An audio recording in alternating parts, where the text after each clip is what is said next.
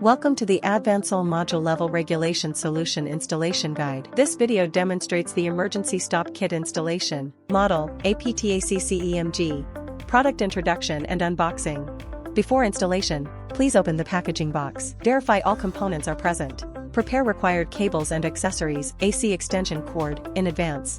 EMG installation method. First, remove the warning sign board.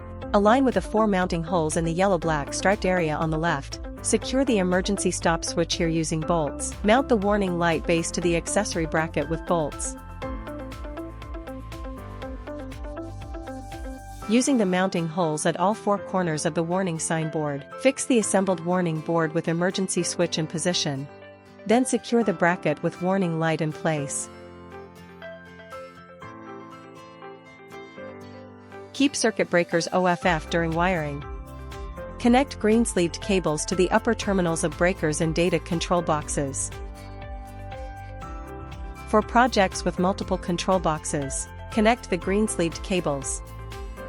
In parallel to upper terminals of breakers in each control box, connect red-sleeved cables below emergency switch to 100-240V AC input. EMG installation verification.